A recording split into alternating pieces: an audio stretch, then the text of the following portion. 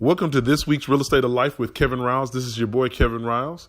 Hey, this is part 2 this week of the Real Estate Investment Club presentation that I did.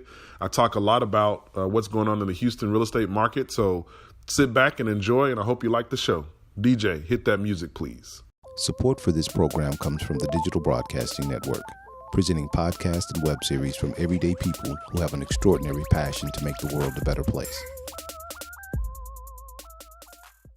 You know, people always ask me what I would buy right now if I had, if I won the gazillion-dollar lottery.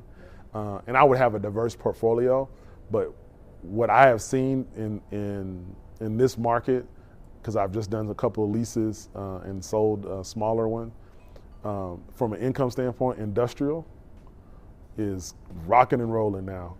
And I don't see that changing. It does have a lot of, the economy has a lot of effect on industrial and retail. So people, that are multi-family or former single-family guys are like, I know somebody always needs a place to stay.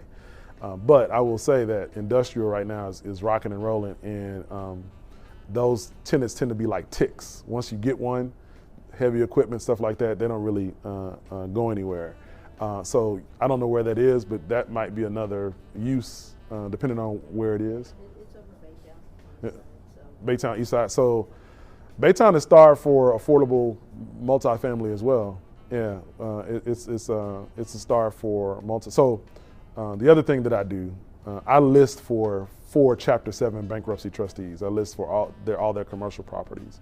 In fact, I just got an assignment or a potential assignment in Baytown. So I've sold pretty much, and that goes back to my HUD days. One trustee found out that I used to sell distressed property, and then I just got it. So a lot of the commercial stuff you see on not a lot, about 25% of it is bankruptcy stuff. Baytown, as my friend would say on the cool, is a strong, affordable / mid-level apartment market. If you can, develop or find something out there, they do well.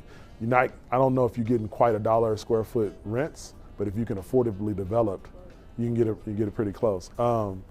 And then it's a strong industrial market because all of those folks are servicing those plants out there. So that's something to consider from a development standpoint. But to your question, a class developer told me that they're developing at $120 a door, cost-wise, but they're it's huge and travertine and gold dripping from the ceilings and stuff like that. So I don't know. The 2 duplexes I'm doing are basically 80. Is that right? No. Yeah, 80 a unit, and that's with a small independent builder. So I guess if you're building on scale, you could drive that down a little bit. But then you have all your pre-development stuff as well. So your detention, your civil engineering, which is part of the detention, your concrete and things of that nature. So I'm not educated enough on those costs to say, but if you can do it affordably, I think that's a strong sub-market for multifamily. I just bought an office condo. So I literally just moved in last week. And I've sold them over the years, but I just bought one. I love it as a small business owner, but what I've learned is the appreciation rate on them, for whatever reason, I don't know if it's the lack of education in the Houston market on what a office condo is. I just would be careful on office condo. If it says 4 acres, to me, I might replat that and try to, do some storage in the back and do some stuff at the front and all that kind of stuff. So I think that's what your throughput is. And then on the infill opportunities, because like you said, people who have lots of stuff, there's huge opportunities around for that, because one, those are sometimes hard to find. Mm-hmm. That maybe the only lot in that neighborhood that's Mm-hmm. been vacant, nobody's ever done anything with it. But I've definitely had those, before finding stuff. So you're thinking now maybe triplexes, something like that. At the most, or a duplex with a garage apartment. Yeah. Or something of that nature. Yes. My plan is, because during my true story, and I'm very transparent on my podcast as well. I sold off everything in 08, 09 because I needed to survive, basically. And so other than land, I'm actually investment property nil now. And so I'm just getting back into the market, but from my purview, development of small multifamily is the best investment. Now, again, I have land that's appreciated significantly, so I have what I consider investment property is just not producing income, and the taxes haven't caught up with me yet. So I plan to use that land for development purposes and do small multifamily on it. But it's ironic, I've told so many people that I'm doing that, you'd be surprised. In fact, there in South Park, Sunnyside right now, there's a guy building duplexes side by side, one story, and all of them are under contract to be sold. They've rented them out for $1,350 each, so $2,600, and he's selling them for he listed them for $245. So he's leaving a little bit of meat on the bone, like maybe the gristle, but for a potential investor. But so every time I tell somebody I'm doing that, they're like, oh, are you going to sell them? And so I know that there's a flip market out there as well. So if you think about even my numbers, because I was just doing them today, I own the lots outright, but my lots are $35,000. My build costs are like $170. So in them for $200, and they're selling for let's just say $250. I could probably get my build costs down a little bit, but this is a friend of mine, and I want him to get experience so we can grow together. But he's that guy, what he's building side by side, he's probably in those things for like $150, $160, and he's selling for $240. So if I told y'all that was a wholesale deal out there where I'm giving $150 and selling it for $240, I think I would have a line. So to me, even if you didn't want to buy and hold, build and flip or build and sell is another. And then on the single family affordable development side too, not everybody's a homeowner. So if you can build 322, 1,500 square feet, and most of the quotes I've gotten are like 120 is the highest I've heard from a builder, but you can lease that out now for 1,600. If you do the numbers, your cash on cash is double digits, and so I think we tend to kind of look only at, let me retrade what's already there, let me renovate it, because it's exciting and HGTV is real popular right now. But people don't. What I found in this group, when I say this group, I mean holistically, we don't like to wait, and we assume that the construction process is going to be. The construction actually doesn't take that long. It's the permitting that takes long. But if you can have patient money, I honestly think that's the next. That's better now than finding existing, because even in the single family market, because I have friends that do both, it's hard to find deals now, right? Because the demand is up, right? So I just think that new construction, from an affordable standpoint, is a good if you can have patient money, So I brought, and I think when I copied it kind of got messed up. So this is a listing that I currently have, and it is. I don't know if I do exactly a case study, but this is the Las Villas Apartments. It's on Broadway, which is the main street through Galveston. When you come over the causeway delivers you onto Broadway. And the way Galveston goes is the closer you get to a single-digit address, the closer you get to the water on Broadway. So if this was 5701, you're closer to the causeway. 1101, I'm 10 blocks basically from Stewart Beach. So and that's on every street going north and south. Just a little Galveston tidbit for you. So this is 3 blocks from the beach going east and west, and it's 10 blocks going north and south. Currently listed at $995. It's 16 units, 14 2-bedrooms, 2 one-bedrooms, I should say. It is what I call a value add with in-place cap of 7.8. I had an investor the other day debate me. She said it was 7.7. And so I was like, okay, I'll give you the 0.01% based on her numbers. They are negotiable just from because I'm a broker, I'm a sell. So they are negotiable up to a point.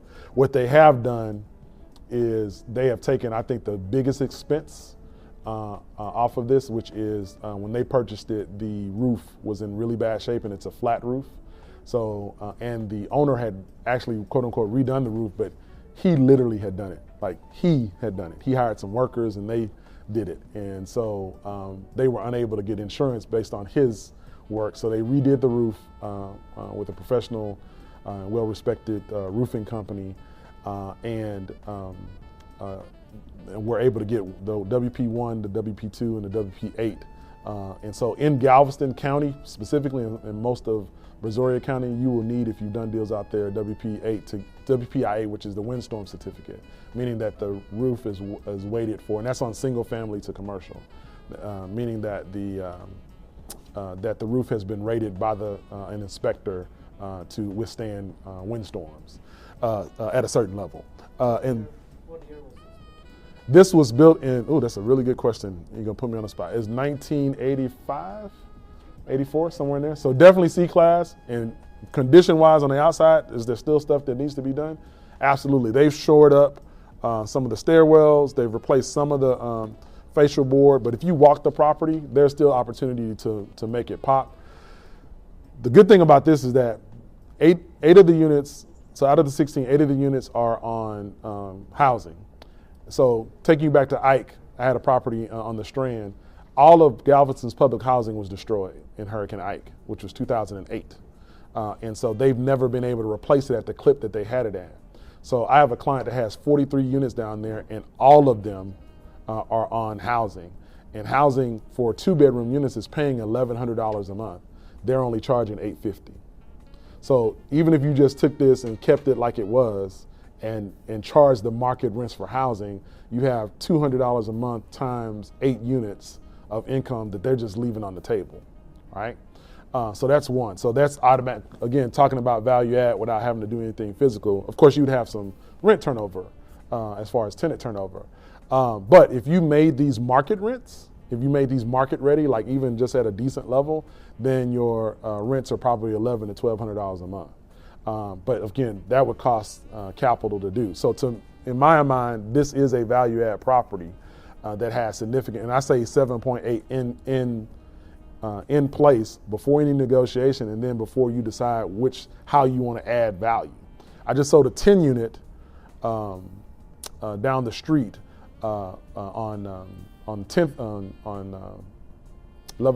8th Street that is right on the seawall, and those guys out of Austin bought it, renovated it, and they turned it into an Airbnb hotel. But even before that, these were efficiencies, but they were upgraded efficiencies.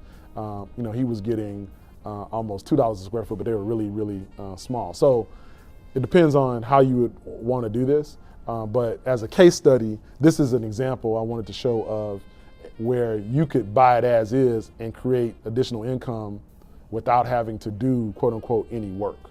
And when I say work, I mean like physical work. Now I would, because if you look at the picture of the inside of the units, and that's indicative of their condition. They all need to be cleaned out. The grout is kind of dirty, and it's just stuff that I would want to do as over time. But with that being said, I could do that while making money, and that's the difference. It's not like I have a vacant, like 50% vacancy, and I'm trying to hurry up and finish everything. If you look at the actuals versus pro forma, and I think that got kind of put to the back there, you will see that those are actuals. Those are not if the sun rises up and Jesus comes tomorrow. Those are not those type of actuals. All right, those are my pro forma. No, I'm just joking. So you see that you have that's where I calculate my cap, but they don't use property management, right?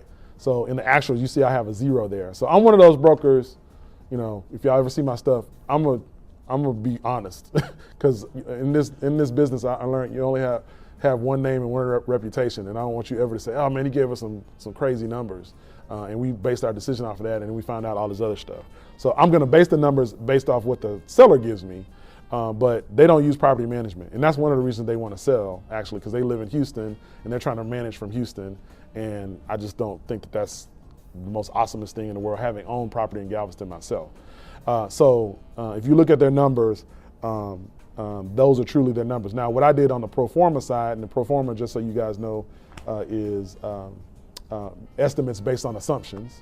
I added a property management fee. Now, I only added a 5% property management fee because you should never, on a property of this size pay 10% in property management. So multifamily is different than single family, and a lot of people don't know that, and they getting charged 10%. Your fee should be anywhere from 5 to 7%, or maybe 8. If it's a high intensity property. And so I extrapolated and increased some of their numbers. I did go down on the building insurance. Their particular lender required them to get flood insurance on each individual building and windstorm on each individual building. It was an out-of-state lender. They weren't familiar with our market. So they're paying, you're gonna pay higher insurance costs in Galveston regardless, but they're paying, to me, exorbitantly more than they should be. So I made an assumption based on just deal trades that would go down. But otherwise, I kind of used most of their current numbers, and at that 7.8 is in place, but that would increase you almost to a 10% or double-digit cap rate. This is just 2 pages of a 14-page document, but I thought this would, so from a case study standpoint, I guess if I was teaching a case study, I would be really showing you how you can value add, going back to my earlier point, without having to do anything quote-unquote physical other than say, okay, over the next 18 months, and by the way, these leases are month to month. But most of these folks have been there there's such a dearth of affordable, and I'll say lack of affordable, you'll be surprised what leases out in Galveston as far as, yeah. So this is considered decent. They need to do some work with the grounds. There's some rotted facial board, needs a paint job. And so I'm a broker that's honest. But even with all that, this is 100%. Oh, actually they had 1 vacancy. Guy moved out last week, but they have a waiting list. And it's so I say all that to say, this on a 5-year exit to me is a great opportunity. Of course, am I biased? Yes, because I'm selling it. But I would be telling you that even if I was looking at the numbers natively. From a case study standpoint, again, this is just a kind of a way to look at a deal where you can create value add without necessarily having to do anything. The flood zone on this one? It's all of Galveston in the flood zone. So that's flood too.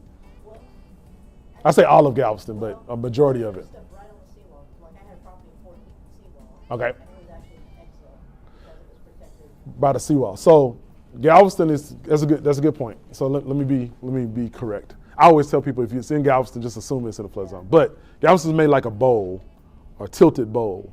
So this is the seawall. This is actually the highest point of the island towards the back of Galveston. So where this property is going, and the seawall protects. And then the strand is at the end. So Galveston's kind of made like that, and then it kind of does this towards the causeway, right? So depending on where you are further down. So I have a personal property that's at 5721, 57th block, which is closer to the causeway. We're in a flood zone. We're in the lowest part of the island. I have to get flood insurance at a significant level, because pretty much if it floods, my property is flooded. I had a property on Strand, 1408 Strand, 14th block in Strand, rocking and rolling right across from UTMB. I furnished it. I was doing Airbnb before Airbnb was even a thing. Students. Then Ike came. The property sat 3 feet off the ground and had high ceilings of 17 feet. So 20 feet before you hit something, right? It's 2-story property. When I got back, when they allowed us back on the island, I had a water line at 17 feet. So that means the water was 20 feet. So because on that side where the ships come in, there is no protection. So that rose, and I had a fish in my wrought iron that had gotten stuck like a net that was dead. And the island smelled like the end of the world. I'll never forget that smell. So yes, you're right. If you're closer to the seawall, First street right behind it. exactly. But this isn't a flood zone, but the elevation allows for it not to be in the bowl where I am. And then on the pro forma, so you've got property management fee, and then you've got further down maintenance and management fee. What's the difference in the two types of management? Honestly, I just used their number. They had a maintenance and management bucket, and it's kind of their whole handyman bucket, I think. And so I just I'm usually real conservative when I do my pro formas, because I don't like when I get pro formas and people say, oh, if the moon and this, and if you lived on the property, then you could do all this other stuff. That's unrealistic to me. So I probably could take some stuff off of this pro forma.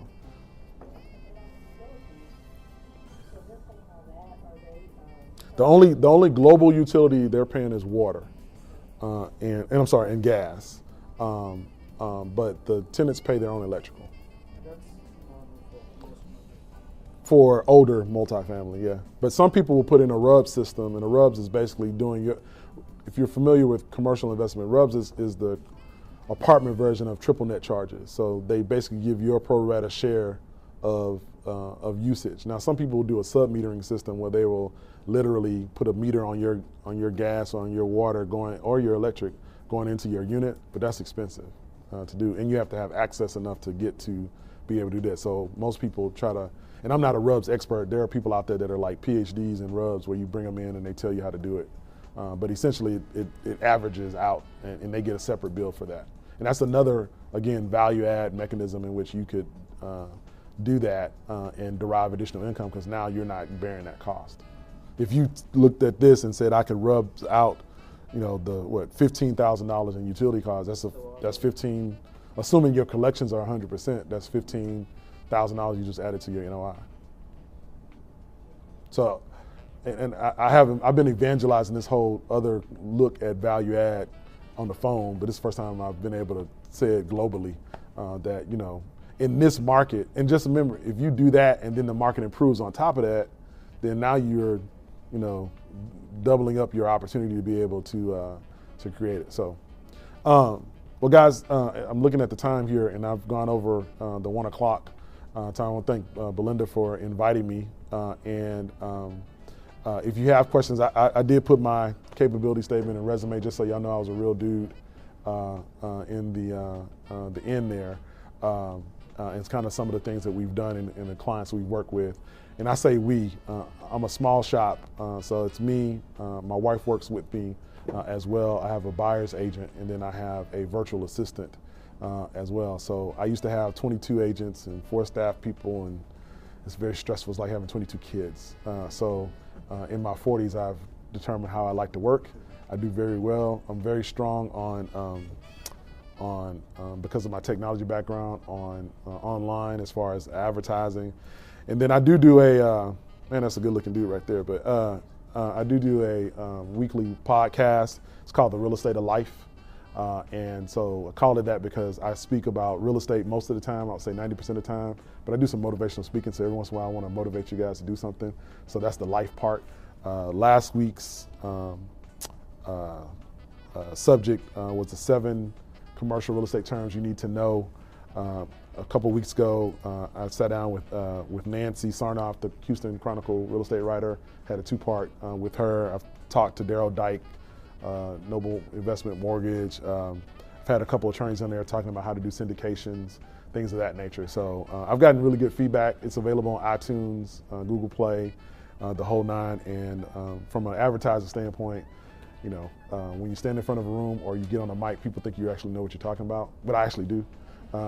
So it's a good brand awareness for us. So, any questions? Because I think was it 12 to 1:30-ish? Okay. Yeah. I don't know, it may take longer to go into it, but the lending side of this whole multifamily, typically most banks, So back in 1875, no, I'm saying, yeah. They don't want to do it. No, so average LTV on most multifamily, I always tell people to do your numbers based off of 75% LTV or 25% down. Freddie Mac does have a small balance program that with a minimum loan amount of $1 million that allows 20% down.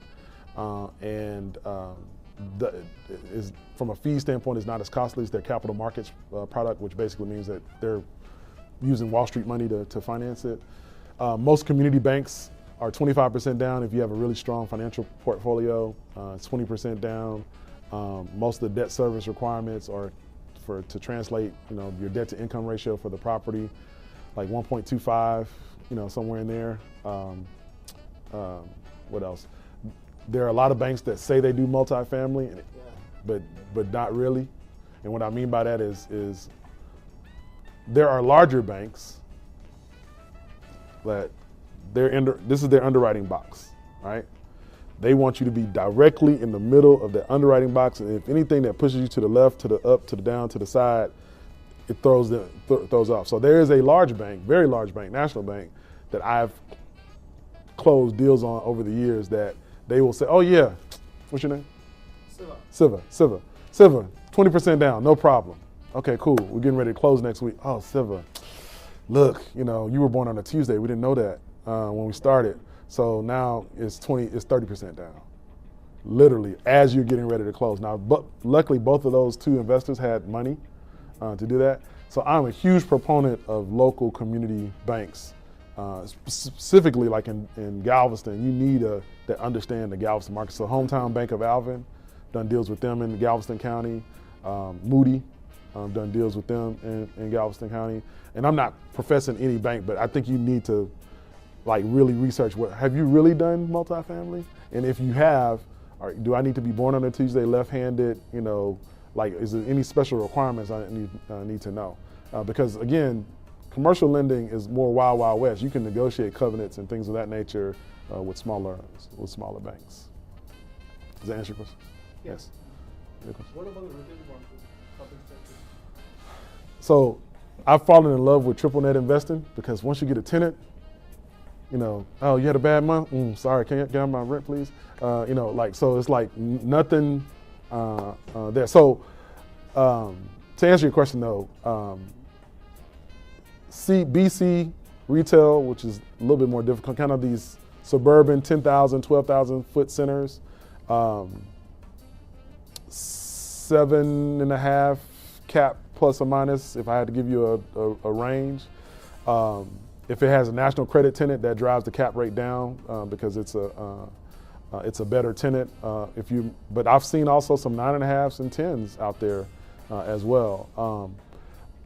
I'm real big proponent in the deals that I've done of what I call food strip centers, where you have the Subway, the mom and pop burger joint, and some maybe local franchises.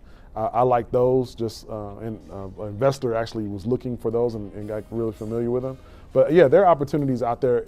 Just remember though, if you're switching from residential or apartment investing to retail investing or even industrial, that your tenant acquisition timing is just totally different. A space can sit for a year and not be occupied, even with the best marketing effort. So, and it's definitely a lot more attuned to what the economy's doing. But I think the ones in these suburban markets, either older suburban markets like Copperfield and kind of that way, or I live in Missouri City and Center Plantation, those are A-class because they're brand spanking new. But some of the developments like New Territory and things of that nature on the south side, I'm trying to think of a north side example, that were the new thing 10 years ago or 15 years ago, some of those are starting to retrade or not. But I like triple net, just as a general, I like triple net investing. I don't know if that's answering your question. What about the vacant do they exist or are? they exist. What about? If you have if you can, I've seen like 50% and 30% lease rates. I think you have to go in with the mindset of how you're going to reposition it. Is it going to become the food retail center, or is it going to become the medical? I've seen people reposition them with medical doctors and podiatrists and things. So your marketing team would have to, broker would have to say, okay, how are we going to reposition it? What's the best way to reposition this? Let's try to make it X. I've seen people fill them up with churches. And landlords don't particularly like churches, but so it depends on how you reposition them. But are there ones out there? I'm sure they are. I haven't looked, but I'm sure there are. Yeah. Any other questions? What's your thought process? I think I'm not. Let me state I'm not an expert on opportunity zones, but they are the new fad. People are doing seminars on them, charging folks. I'm a CC. I have a CCIM designation, which is kind of like the professional engineer of commercial real estate. Our last monthly meeting was on opportunity zones. If you use it as the way it works, from a development standpoint, when you exit, you essentially have gotten a no-cost loan on your capital gain, because capital gain is usually up to like 23.8%. So essentially you're escaping that capital gain, or a majority of it, depending on how you do your taxes. So if you can find opportunity in there, that's great. I will tell you that the dogs are out for the hunt already, and so that's driving even opportunity zone pricing different from what I've been told. But if you can find an opportunity within a opportunity within the opportunity zone, at least from a paper standpoint, it's awesome. It's really, really. I'm getting national calls from, hey, where are the census tracts? I sit on tax reinvestment zone 25, which is Fort Bend, Hiram Clark, and so we give money to developers or reimburse them for doing stuff. And any part, we have people come to our meetings now. It's any part of District K, which is used to be Larry Green, now Martha's, in the opportunity zone. And unfortunately, no, we don't. But there's District D, which is 3rd Ward, kind of 5th Ward. There's parts of Jerry's district, which is 5th Ward going on, and then Jerry has some of the airport as well. So if you can do them and find an opportunity, I think it's awesome. To me, it's kind of like again, this is real elementary. It's kind of like a direct 1031 without having to do the exchange. It's kind of the same benefit. Instead of deferring the tax, you just basically don't pay the tax on a capital gain. So 10 year, it's not a minimum 10-year hold, but to get the full benefit, you have to hold it for 10 years, as I understand it. But again, I'm still learning it. And it's like after 3 years, 5 or 8 or something. Like it's different exit points, right? Exactly. It's 7 to 10. So again, I'm talking theory, but I understand the theory enough to say if you do the full 10, then I think it's a great opportunity, especially from a development standpoint. So, any other questions, concerns, comments? When we talk about, the small multifamily, so these guys are going to sell 16 units. Do you think an individual investor could handle 20, 40? I mean, I've heard as little as, once you get 11 units, it makes sense to start putting a manager in. It depends. The best I've seen somebody be able to do 24, 30 units by themselves is that they're really not doing it by themselves. They have an in-house person that is, if you can get this one person in all these duties, like that's the maintenance person, the rent person, the show person, and all that kind of stuff. But usually, in this particular case that I'm thinking of, she is the show unit person, the collect rent person, and the initial phone call person. And then she works with the owner to dispatch, and she gets a rental credit for that, and he pays her a little bit as well. So to me, at a small unit, that's probably the best. But are there people out there that do that, that are self-managed? Absolutely, but I think it quickly becomes a full-time job unless you have something you just renovated. But even then, just a whole collection of rents and things of that nature. So I think the best I've ever seen it done is you have an in-house person or persons. So I had one guy, he had kind of the administrative lady that he gave a little bit of rental credit to, and he had a guy that was a handyman at an assisted living facility during the day, and then he handled his stuff at night on the weekends. And they gave them both a rental credit. I think you need help, I guess is what I would say. You mentioned that new assisted living facility is being developed. Do you see a lot of opportunities, particularly with more multi-senior? Yeah, so those things are cash cows if you can get an operator to do them. My particular client, this was his second location, and like I said, was the fee developer, so I helped him find the land. I basically did fee developer gets a fee instead of equity, so we did that for him. He didn't want to do that himself like he did the first time, and it's a 3-phase project. The first phase is 24 beds. He's a private pay facility. He doesn't take any government dollar. He charges $4,100 per month per bed. You can do that math. And his profit margin, if he wasn't eating out of it, doing the whole pay the car notes and stuff like that, is probably around 35% on that. And he's on the low end of private pay as far as, and he has a special niche. He handles what we call high acuity patients, which means that they have a feeding tube, lot of the big guys, it's the 2-person assist to get up. A lot of the big companies, the more corporate companies in assisted living, they don't like high labor patients, and so he specializes in that. And so yes, I think it's an opportunity, but you have to know or get an operator that really knows how to get licensed and things of that nature. I've seen one guy do it, had the wrong operator, and the state wouldn't let them open because the width of their hallways was 6 inches too short, and they sat for a year. They had to bust down, like imagine this, and this right here is 6 inches, so just tearing all this out to do that. So you have to really have the right people with you. But as an investor, if you're looking at syndication deals and people are looking at that, and you can get a good sense of who the operator is, and they have a good reputation, that's an awesome investment. And specifically in the 99%, most assisted living places, when we did market research for him, are made for the top 1% income earners. So they're the $7, $8, $9, $10, $12,000 a month places. There's not a lot of places for the retired teacher, retired engineer, where they're in that right around the amount of money that you're probably getting for your annuity from Exxon or from Chevron. And there's a significant need at that point, because most people don't need a nursing home, which is a whole different classification. That niche of the 99% is significant. And I'm just fresh off those numbers, so. All right, guys. So if you want to get in touch with me, I know my email address is on there. I didn't bring. I brought some cards, but not too many cards. But KevinRiles.com. KevinRiles.com is my kind of speaker podcast site, and then our company website is Kevin Riles Commercial. If you want to see my other listings out there. But if you want to sign up for my e-blast, I send out a weekly e-blast of every apartment complex for sale in the city of Houston, whether I list it or not.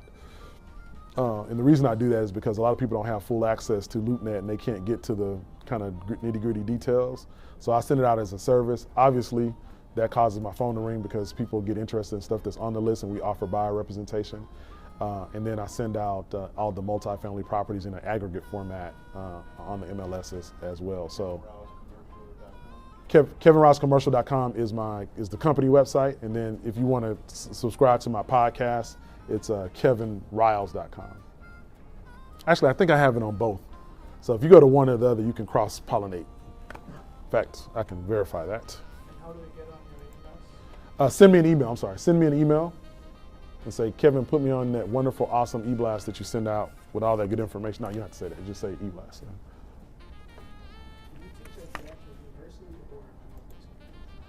Both. So my office, I'm the interim director for the Community Development Master's Program at Prairie View. So my office is in the School of Architecture. But when I teach classes now, we've slowly but surely moved the program to the Northwest Center. So last night I was at the Northwest Center because I have a Wednesday class. And then our program is face-to-face and online. So when I teach online classes, sometimes I'll teach them at main campus. But I go to main campus every Wednesday. 249 in Grant Road. Yep. The old Lone Star campus.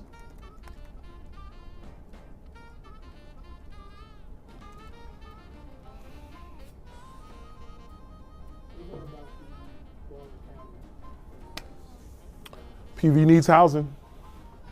PV needs housing. Unfortunately, you can get to my podcast on this is my company site. Glad that works since I was in front of people. But Waller County needs housing. Prairie View needs housing. They're significantly behind on housing. You just have to have the patience of Job because the city of Prairie View does not have a really good process or a defined process for a developer to follow. If you saw some stuff in the news recently about some students having to stay in the gym at the beginning of the semester because a place wasn't finished. And so Ruth, the president of Prairie View, indicated that, hey, we're gonna let them stay in the gym, but that's not our development. It was an outside development, but they wanted to help the kids. And those guys had a lot of problems with the city of Prairie View because they just don't have the infrastructure to assist a developer like a city does. Like if you do the assisted living development with the city of Sugar Land, like there's a whole process. You go in a pre-development meeting, this is what we're planning on doing. So the fire chief is there. All these folks are there to kind of say, hey, you want to think about this? We're going to be looking for this. So when you go back to your architect, you know how to, so it's a much, city purview is like, oh, okay, call us when like, it's just not a, so if you're going to develop, they need to, and they're working on it, a development process. But Waller County as a whole is starting to boom. That's going to be one of the possible stops in the bullet train as well. So, and then you have that huge, I don't know how to say the name, HVAC plant, Dyson, thank you. It's like 500,000 square feet. It's like, or no, 1 million square feet, like 1 million square feet. It's huge. Huge. I mean, every time I pass by every Wednesday, I'm like, dang, because I do industrial too. I do industrial tenant rep. Man, I would love to have done that at least. But building an international cricket. Yeah, so they're touting that. I went to the state of Purview. My students put on state of Purview, and the economic development director was touting the fact that they're going to have the largest cricket complex in the nation. They said it's going to be in the world. Yeah, she said world, I think, but she said I know the nation. Yeah. And cricket, it's the number 2 played sport in the world. So trying to bring that sport in here. So that's right down the street from the university, as a matter of fact. So I really do hope that brings some retail development doesn't occur without rooftops or some other economic base. Rooftops typically, and Waller County has been an agricultural county for years. So I think it's opportunity, definitely for student housing. Just remember this, I always tell people when they're looking at Waller County, specifically Purview, do your numbers based on 10 months of income, not 12. Right? Students are only there really 9.5 months. A lot of people have lost their shirts in Waller County because they do their numbers on thinking they're going to get 12 months of this rent, and they really only get 10 months of this rent. So, huh? Yeah, yes, absolutely. But at least, in my mind, at least around Morehouse, you possibly could get some locals because it's in Atlanta. Purview is students a bust. It's students a bust. But you're right. I think around any school, you should do that. But to me, if you have like the backdrop of a major city, at least you could discount or do something or whatever the case may be with Purview. And then A&M as well. But people tend to stay in it. College Station has really become a Austin-ish. So I think you can do 12 months worth of income when you're doing performance there because people do stay there year round in College Station. So.